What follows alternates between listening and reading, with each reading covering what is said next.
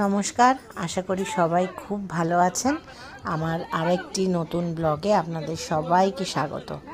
আজ 15ই আগস্ট। আমাদের পাড়ায় ছোট্ট করে 15ই আগস্ট পালিত হচ্ছে।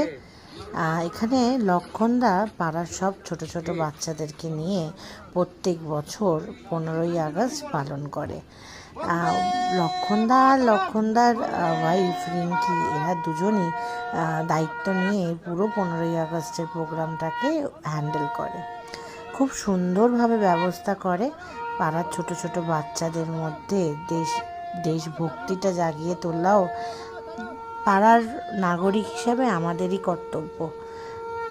ওইভাবেই পাড়ায় 15ই আগস্ট উদযাপিত হয়, প্রত্যেক বছরই হয়। আর এখানে আমার পাড়ার সব ছোট ছোট খুদে খুদে ভাইপো, ভাগ্নি, দেবর, এরা সব ছোট ছোট সব বাচ্চারা।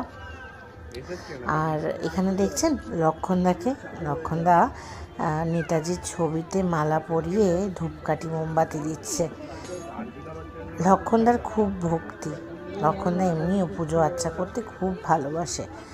আর তখন নেতাজির ছবিতে ধূপ মোমবাতির ব্যাপারটা আসে, তখন তো এমনিই আমাদের বাঙালি হিসাবে ছাতি চওড়া হয়ে যায়। আজকে উনি আছেন বলেই হয়তো, উনি ছিলেন বলেই হয়তো আমরা আছি। এখানে পুজো করছে লক্ষণদা ভালো করে নেতাজির ছবিতে। আর সামনে দেখছেন একটা ভগৎ সিংয়ের ছবি আঁকা। এই যে সবুজ গেঞ্জি পরা বাচ্চা ছেলেটি, ও নিজে হাতেই ভগৎ সিংয়ের ছবিটা এঁকে কিন্তু ওখানে লাগিয়েছে। আর এটি হচ্ছে আমাদের ছোট্ট ময়ূর, স্কুল থেকে পতাকা নিয়ে এসে আমার হাজব্যান্ডকে হাতে পতাকা দিচ্ছে। কি সুন্দর না? বাচ্চাদের এই ছোট ছোট অনুভূতিগুলো সত্যি দেখার মতো। এখন ওরা দাঁড়িয়ে দেখছে। এবার জাতীয় সঙ্গীত পরিবেশন করছে বাচ্চাদেরকে নিয়ে। কি ভালো লাগে বলুন 15ই আগস্ট সকালবেলা দেখলে, যেন স্কুল জীবনের দিনগুলো মনে পড়ে যায়। আমরাও সকাল সকাল রেডি হয়ে স্কুলে যেতাম পতাকা উত্তোলনের জন্য। সত্যি গায়ে কিন্তু কাঁটা দিয়ে ওঠে যখন পুরনো দিনের কথাগুলো মনে পড়ে, যখন বীর জওয়ানদের আমাদের দেশের জন্য বলিদানের কথাগুলো মনে পড়ে, যে কীভাবে প্রতিনিয়ত ওরা বর্ডারে দাঁড়িয়ে আমাদেরকে প্রোটেকশন দিয়ে যাচ্ছে। ওরা বর্ডারে আছে বলেই আমরা নিশ্চিন্তে হয়তো রাত্রিবেলা ঘুমোতে পারি। ভাববার বিষয়, সত্যি সব কিছু দেশের জন্যই ত্যাগ করেছেন ওরা। এখানে আর একটা পতাকা উত্তোলনের ব্যবস্থা করা হয়েছে দুটো জায়গায়। এটা হচ্ছে আমাদের শিবতলা, আমাদের পাড়ার এখানেই হরিবাসর আর শিব পুজোটা হয়। আপনারা আমার আসছে ব্লগে নিশ্চয়ই দেখতে পারবেন। আমি তো ব্লগ দেরি করে করা শুরু করেছি, সুতরাং ওই ইভেন্টসগুলো চলে গেছে। কিন্তু সামনের বছর যখন এই ইভেন্টসগুলো আসবে, যেমন শিবরাত্রি, হরিবাসর তলায় কীর্তন, ওইগুলো আমি নিশ্চয়ই ক্যাপচার করার চেষ্টা করব। ওখানে হয়ে যাওয়ার পর, পতাকা উত্তোলন হয়ে যাওয়ার পর, এখানে বাচ্চাদের মধ্যে বিস্কুট আর চকলেট বিতরণ করা হচ্ছে। এটা দেখে কিন্তু সত্যি স্কুলের কথা মনে পড়ে যাচ্ছে। আমরা যখন স্কুলে যেতাম তখন আমাদের স্কুলেও পতাকা উত্তোলনের পর বিস্কুট আর চকলেট দেওয়া হতো। ওদেরকেও দেওয়া হচ্ছে, ছোট ছোট বাচ্চাদেরকে। দেখুন, এটা একদমই খুদে বাচ্চা, বেচারা বিস্কুট নিতে গিয়ে পতাকাটাকেই মাটিতে নামিয়ে রাখছে, আবার পতাকাকে তুলতে গিয়ে বিস্কুটকে মাটিতে নামিয়ে রাখছে। রিঙ্কি আর লক্ষণদা কিন্তু খুব সুন্দরভাবে নিজে হাতে এগুলোকে হ্যান্ডেল করে। বাচ্চাদের লাইন, বাচ্চারা খুব সুন্দর করে লাইন দিয়ে বিস্কুট আর চকলেট নিচ্ছে। বেশ ভালো লাগছে বলুন দেখতে। নিজেদের ছোটোবেলাগুলোকেও মনে পড়ে যাচ্ছে। এটি আমার বাড়ি। আমার বাড়িতেও আমি চেষ্টা করি বাড়ির বাচ্চাদের মধ্যে যাতে এই বোধগুলো জন্ম নেয়। তাই জন্য বাড়িতে ছোট্ট করে এই নেতাজির ছবি দিয়ে স্বাধীনতা উদযাপন করার। আমার বাড়িতেও তো দুটো ছোট ছোট বাচ্চা আছে বলুন। ওই দুটো ছোট ছোট বাচ্চার মধ্যে যদি ছোটোবেলা থেকেই দেশাত্মবোধটা না জন্ম দেওয়াই, তাহলে কিভাবে হবে? ওরাও একটু শিখুক। আজকে চলে এলাম হঠাৎ করেই রিলায়েবলে আমার চেক আপের জন্য। আমার ডাক্তার কিছুদিনের জন্য বাইরে যাচ্ছে, তাই আর্জেন্ট চেক আপে এসে দেখি কি সুন্দর সাজিয়েছে। ওখান থেকে সোজা বেরিয়ে চলে এলাম মিও আমরেতে। সবাই জানেন কাল আমার অ্যানিভার্সারি, আমার 6 বছরের অ্যানিভার্সারি, তাই জন্যই আসলাম মিও আমরেতে একটা ছোট্ট কেক নেওয়ার জন্য। গাড়িটা একটু পার্কিং করতে প্রবলেম হচ্ছিল বলে আমরা একটু গাড়িটা আগে পিছে করে রাখলাম। আর মিও আমরের কেক কিন্তু আমার খুব টেস্টি। মঞ্জিনিসের কেকও আমার খুব ভাল লাগে, মিও আমরের চকলেট ফ্লেভারের কেকগুলো আমার একটু বেশি ভাল লাগে। আমি একটা চকলেট ফ্লেভারের কেক নিয়েছি, কিন্তু এখানে এত লোভনীয় সব কেক দেখেই কেমন জানি মনটা ভালো হয়ে যাচ্ছে। আমার কিন্তু এই নতুন যে কেশর পেস্তার ফ্লেভারটা বেরিয়েছে ওটাও খুব পছন্দের ছিল, কিন্তু যেহেতু চকলেট কেক আগে থেকে বলে দিয়েছিলাম আমি ফোন করে, আর ওই কারণে আর জিনিসটাকে ক্যান্সেল করিনি। নয়তো আমার এটাও কিন্তু খুব ভালো লাগছিল।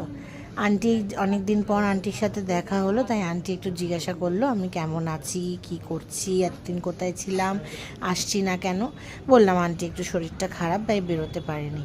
আর দেখুন এখানে কত কেক, পেস্ট্রিজ এগুলো রাখা, দেখলেই কেমন জিভে জল চলে আসে বলুন।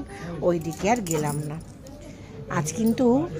কাল কিন্তু সকাল থেকেই তোড়জোড় শুরু হয়ে যাবে আমার অ্যানিভার্সারি পালনের। যেমন বলা তেমন কাজ।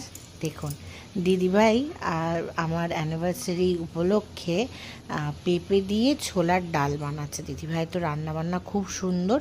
আর এখানে একটু আলু কেটে রাখা আছে, আজ তো একাদশী, দিদিভাই ওর জন্য নিরামিষ ডিপার্টমেন্টে। দিদিভাই একাই নিরামিষের দিকটা সামলে নিচ্ছে। আজকে রাইস বা এরকম কিছু করিনি।